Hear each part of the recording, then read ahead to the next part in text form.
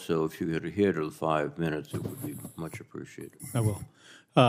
Senator Budd, fantastic question. I'm going to have some follow-ons to your question with General Brown. So, General, on the munitions, so the war in Ukraine has exposed real concerns about our industrial base. And even during this limited conflict that isn't our conflict, industry is struggling to produce the number of munitions that we need even to replenish our stores. And if we had a conflict with a peer adversary, we would expend munitions at possibly a higher rate than we're seeing with Ukraine, and a higher rate than they might be able to be replaced. So it's clear that more needs to be done to prepare our defense industrial base for a possible future conflict. General, last year I asked your predecessor about the importance and impact of multi-year procurement on replenishing our munitions stockpiles. So, General, how have the multi-year procurements that we passed out of this committee impacted our munition stores to date? Well, they will have an impact. The challenges that came out, the NDA in 24 gave us the multi-year procurement, but we didn't get a budget for 24 until 170 days in.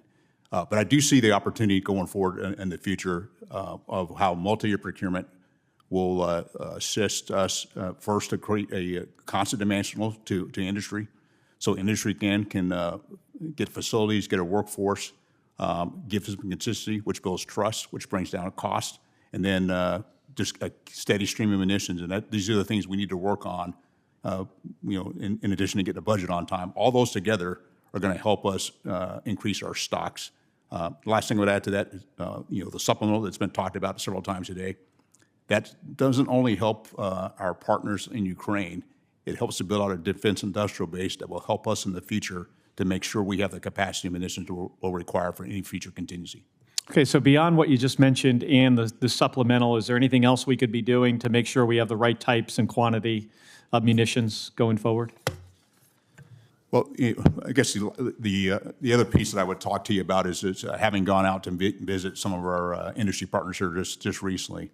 One of the things we talked about is the workforce, and that can be a long lead item to make sure we have the engineers, the skilled workforce to bring in that capability. And this is why consistent funding and all that, so you can actually, once they have that workforce, they can maintain that workforce to continue to move forward as well. All right. Well, thank you. Separate subject, drones, the drone problem.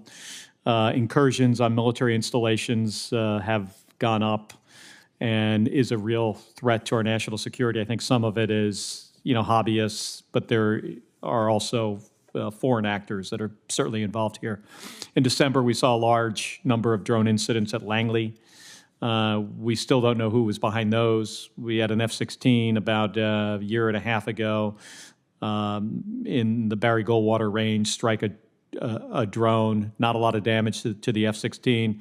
If it would have went down the intake, General, as we both know, that could have been catastrophic for that airplane and possibly the crew member on board if he couldn't get out. And we see consistent incursions around sensitive government facilities. So, General, why are the current drone detection and defeat systems that we currently have, why are they failing? And could you maybe go into why we need to continue to field these outdated measures? Well, Senator, one of the things we have to continue to work on is to continue to understand the technology that's moving forward and then move at the same pace as it was highlighted. We do have to move faster. If you go back to what happened in December, one of the things I did as a chairman was establish a cross-functional team that wasn't just from the military, but also the interagency to work together on this particular problem set, because it's a combination of factors. It's not only the detection, but it's the defensive systems that you use and how those may impact civil aviation and other areas. And so it's an area that we collectively have to continue to work on, not only here in defense here in the United States, but also at our forward locations where we have many of our service members deployed. Okay, well, we are prepared to work with you on that to make sure we have the right technology moving forward, that we could do more to solve this problem. So thank you, General. Thank you, Mr. Chairman. Right on time. Thank you. Right on time, Senator Kelly. LD.